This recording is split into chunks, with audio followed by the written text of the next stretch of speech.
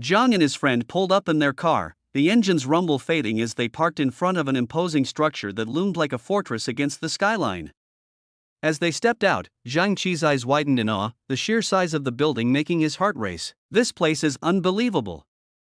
It's like a fortress," he exclaimed, taking in the heavy stone walls and towering spires, a mix of wonder and trepidation swirling within him. Zhang smiled, a knowing glint in his eye. "Yeah, that's everyone's first reaction," he replied, recalling the thrill and unease he had felt during his own first visit. Nearby, an old man and a young woman named Shanshan awaited them, the air thick with anticipation. The old man, Shang Bo, greeted them with warmth that contrasted with the building's stern exterior. "Xiaoyong, you're finally back," he called, relief and joy dancing in his voice. Shanshan's gaze turned to Zhang, concern etching her brow. "Are you okay?" she asked, her voice laced with genuine worry. Zhang waved her concern away, a reassuring smile on his face. "Don't worry. Shang Bo, Shanshan, let me introduce the new members." He gestured toward Zhang Qi and his companions. "This is Zhang Qi and his classmates, who will be our companions from now on." Zhang Qi offered a polite wave to Shanshan, who responded with a warm smile that slightly eased the tension in the air. Zhang proceeded with the introductions, his tone light but purposeful. "These two are Shang Bo and Shanshan," he stated, his eyes flicking between the newcomers. "Since brothers Xiaoyong chose you as companions, welcome, welcome," Shanshan exclaimed, her enthusiasm a bright spot against the fortress's austere backdrop. However, Zhang's demeanor shifted as he turned to Shang Bo, seriousness threading through his words. "Shang Bo, please take a few of the guys and show them around the area. Explain our rules and regulations to them too." Shang Bo nodded with confidence. "Leave it to me," he replied, already signaling for some of the newcomers to follow him, eager to instill a sense of belonging in the new arrivals. As they began their exploration, one of Zhang Qi's friends leaned in, his voice barely above a whisper. "Why does this place feel like we've come to northern Myanmar?" Another man, anxiety etched across his face, hesitated before voicing his concern. Could you issue us some weapons too? We can contribute to defending this place." Zhang Qi's friend quickly interrupted, a mix of alarm and reason in his tone. "Yiming, don't be so eager to get weapons. We just got here, we need to earn their trust first." Zhang, overhearing their exchange, stepped in with calm authority. "Don't worry. You'll get weapons in a few days." His voice was steady, but the underlying tension was palpable. Then he noticed one of the group was injured, his brow furrowing with concern. "By the way, his injuries are severe. We should have him checked in the medical room first." With Zhang's reassurance, the group began to relax, but one of Zhang Qi's friends sighed as he sank into a nearby chair, relief washing over him. "Ah. So comfortable," he muttered, but the atmosphere remained thick with uncertainty. The injured man, however, seemed restless, frustration bubbling over. "Fourth, why did you stop me earlier?" he demanded, his voice rising slightly. His friend looked bewildered. "Ha, if you hadn't stopped me, maybe we'd have weapons by now," the injured man pressed on, his tone sharp with irritation. "Given our current situation, at best, we're being protected. At worst, we're practically under house arrest here." Zhang Qi's mate sighed, trying to calm the storm. "Don't say that. After all, he saved us." Yet the injured man remained unconvinced. "What's his background? Why save us?" Just then, Zhang Qi appeared and overheard their discussion. "Didn't he say someone hired him to protect us?" he reminded them, hoping to dispel the mounting doubt. The skeptical man scoffed, his skepticism hardening into suspicion. "Someone hired him? Who hired him? He won't even say. Who knows if he's telling the truth?" His gaze flicked toward the medical room, unease settling over him. "And look at how he's treating Chong," he said to monitor his injuries in the medical room, "but that room's more secure than a prison. Who knows, he might be planning to harvest his organs in there." He leaned closer, his voice dropping conspiratorially. "So we need to strike first." Zhang Qi's mate hesitated, the weight of his conscience pressing down. "But what if we're wrong about him? Wouldn't that be betraying our savior?" The man's expression darkened, resolve hardening in his eyes. "I'd rather betray the world than let the world betray me," he declared, a chilling confidence in his tone. "If what Xiaoyong said is true, we'll take over this fortress and seize control. Besides us and that Xiaoyong guy, There's only an old man and a young girl here. While Xiaoyang's away, we'll capture the two of them. A sinister grin crept across his face. That girl's pretty cute too. We could, hee. The air crackled with tension, the looming shadows of doubt and fear weaving a dark tapestry around them as the fortress stood watch, oblivious to the brewing storm within. Zhang Qi and his friend exchanged uneasy glances, their expressions shifting from surprise to discomfort. The man's earlier jest lingered in the air like a heavy fog, and he quickly sensed their tension. Hey! Relax, I'm just messing with you. Don't take it seriously, he said, though a hint of malice still clung to his tone. Nervously wiping sweat from his brow, Zhang Qi let out a forced laugh. Ah, phew. Third, don't scare me like that. The apocalypse hasn't even started, and you're already plotting lawless deeds. His friend nodded, trying to shake off the unease. Yeah, if he really wanted to harvest our organs, he could have locked us up already, especially since he has guns. Yet the man's thoughts churned beneath the surface, his expression hardening. *, you're not worth plotting with. In chaotic times, one must be ruthless.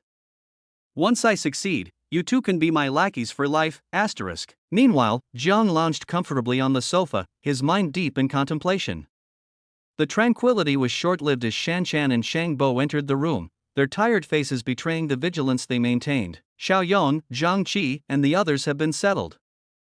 The seriously injured one, Chen Shong, is lying in the medical room now, Shangbo informed him, the weight of their situation evident in his voice. Zhang nodded, appreciative of their efforts. Thank you, Shangbo. You and Shanshan should get some rest. Who knows what might happen tomorrow? As they turned to leave, a thought struck Zhang. Oh, by the way, he called out, urgency threading through his words. Aside from Chen Shong, keep a close eye on the other two classmates with Zhang Qi. I have a feeling there's a traitor among them. Worry flickered in Shangbo and Shanshan's eyes, but they remained silent, absorbing Zhang's instructions. Once they exited, Zhang rose and made his way to the storeroom, the door creaking softly behind him. Inside, shelves brimmed with supplies, and a smile crept across his face as he began opening reward boxes from the game he had been playing earlier. Oh. The rewards from these boxes are pretty decent, he mused, satisfaction coursing through him. Although it's not as good as spending money freely now, in the upcoming resource-scarce apocalypse, these rewards will be invaluable. He knew these items would be crucial in the days to come. Suddenly, the relative peace shattered as the sound of 3 cars arriving outside sliced through the air. Zhang's body tensed instinctively. One of the men stepped out, casually speaking on the phone, his voice deceptively light. Yes, I've arrived. Just confirming, this is the correct address, right? Okay.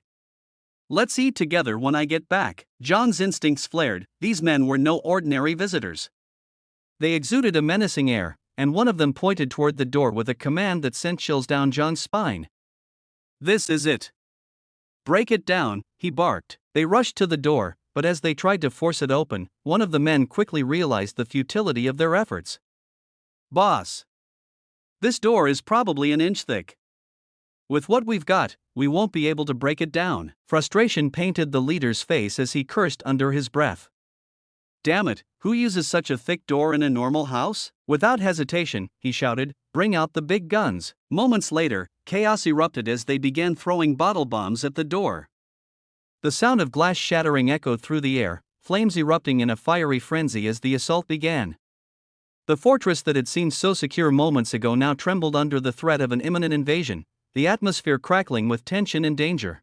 As the fire raged, chaos erupted within the fortress. Everyone sprang into action, grabbing buckets and tubs, their urgency palpable as shouts echoed through the halls, fire! Fire! Quick, extinguish the fire! Amid the fray, Shanshan turned to Jiang, her voice trembling with concern. Brother Xiaoyang was right. The disaster hasn't fully hit yet, and extreme situations are already happening. Her eyes darted around, fear and urgency etched into her features as the flames danced dangerously close. Just then, Zhang and Shangbo burst onto the scene, weapons at the ready. They quickly assessed the situation, adrenaline fueling their movements. Let me see who's looking for trouble. Zhang exclaimed, gripping his weapon tightly. Without a moment's hesitation, they rushed up the tower, their hearts racing as they scanned the chaos below. From their vantage point, they spotted a group of men who looked unmistakably like gangsters. Shang Bo squinted, recognition dawning on him as he gestured toward one of the men. That guy looks familiar, and that car too. His voice was filled with frustration as he realized it's the guy who had a road rage incident with us on the highway. One of the gangsters caught sight of them and his eyes widened. Boss!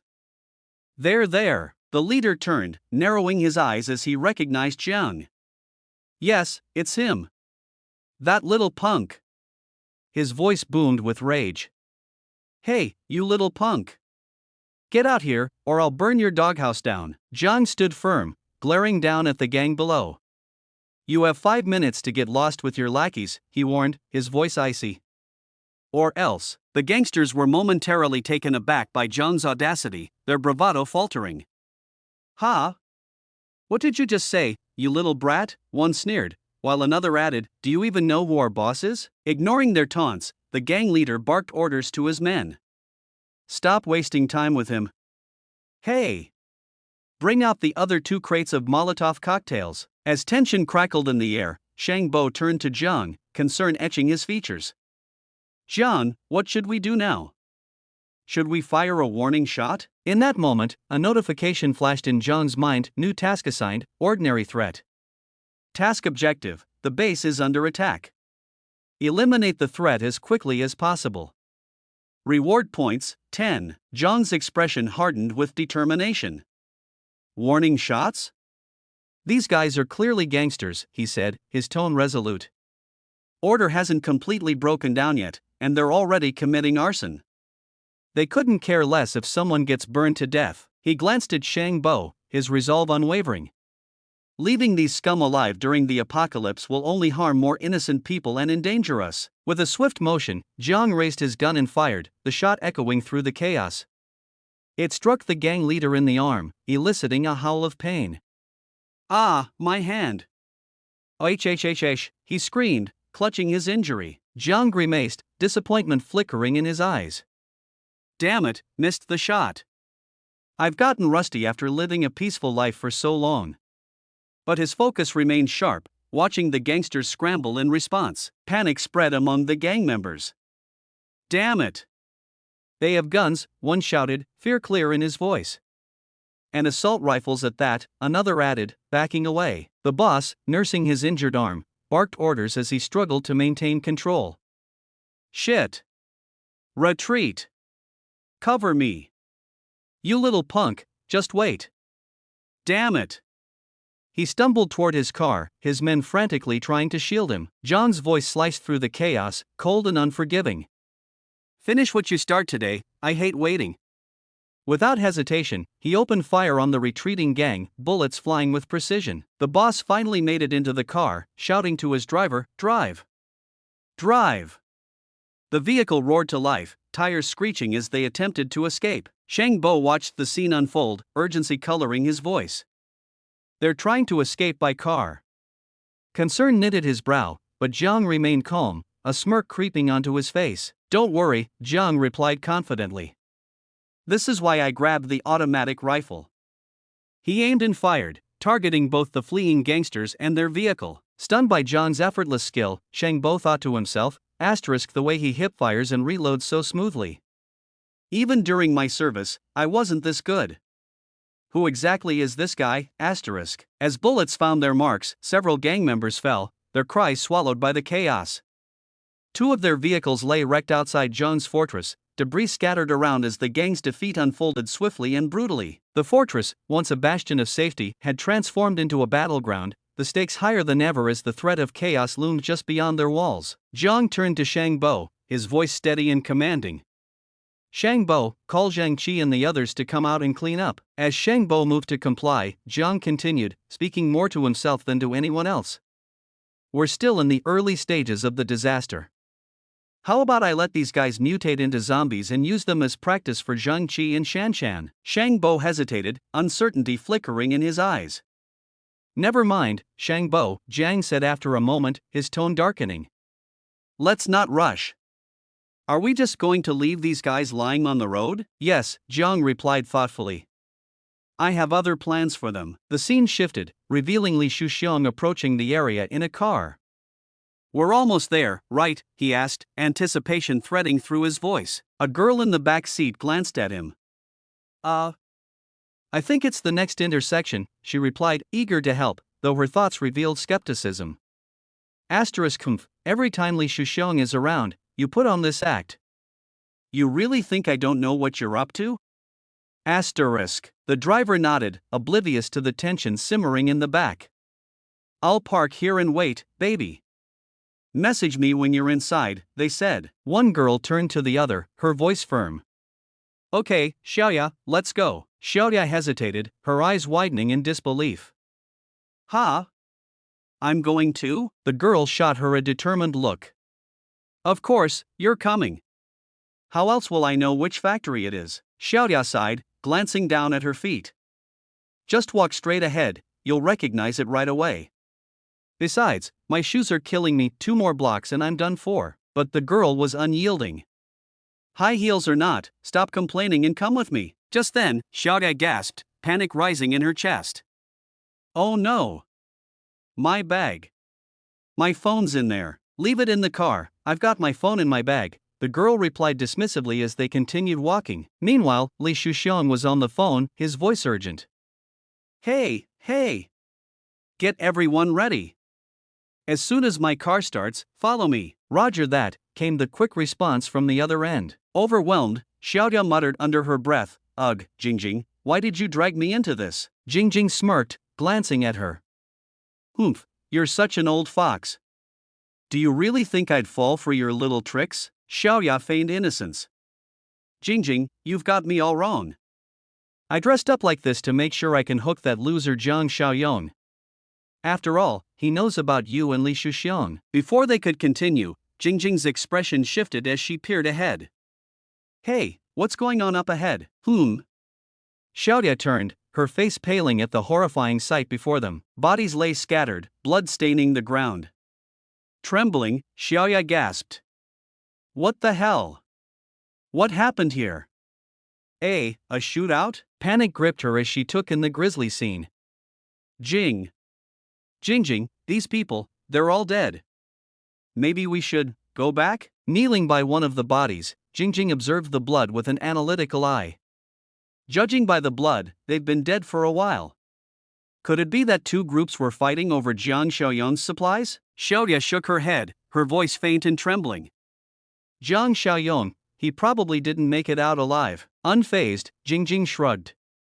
Not that his death matters, but I wonder if the supplies are still there. Nervously, Xiaoya suggested, maybe we should just go back and let Li Shuxiong's people handle this. Jingjing quickly hushed her, urgency rising. Shoo! Let's quietly sneak over and see if the factory door is locked. With the air thick with tension and uncertainty, the 2 girls edged forward, their hearts pounding as they approached the grim scene.